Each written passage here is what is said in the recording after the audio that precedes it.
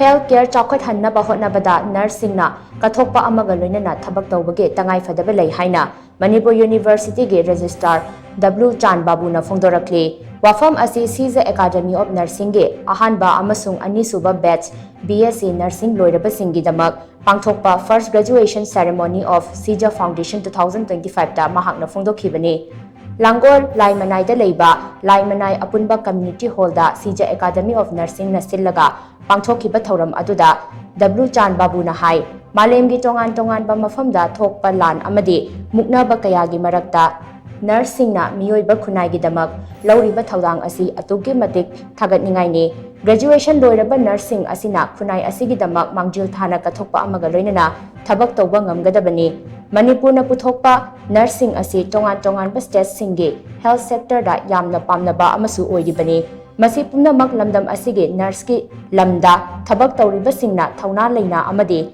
pukchil singna pangthokpagi mahainani Graduation loiraba nursing nasu healthcare gi lamda kathokpa amaga loinana thabak tawba mathau tai. In a university or a college, I believe this is the depository of knowledge, and this will transform the human minds and human values. And that kind of transformation is just for creating a secure and beautiful future days. In fact, a person hardly lives around 30,000 days, and all of us might have spent, all of you might have spent approximately around 10,000 important days. Another 10,000 days, the graduating team should work very effectively. And the rest of the days, another suppose 10,000-15,000 days, that may not be that much active.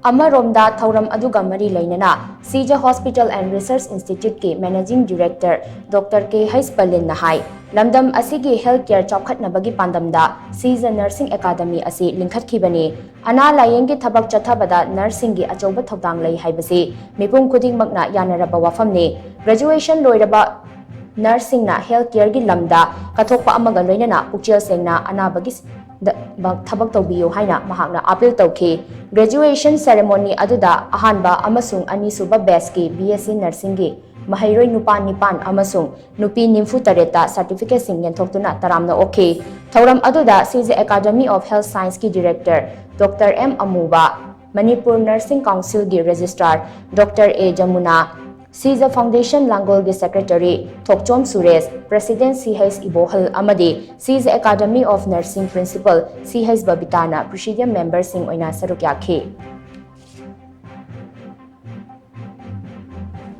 Dr. Unauthorized say na pun sama juga pun 5 hours katanya, very 25 hours anak in military, ada new responsibility yang sawi.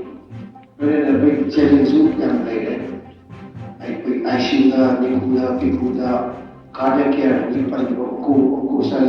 oncology, selective care,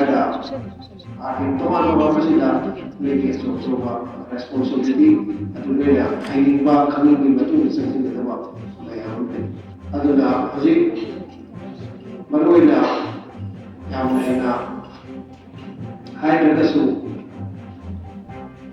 Así de aquí already estamos traducidos,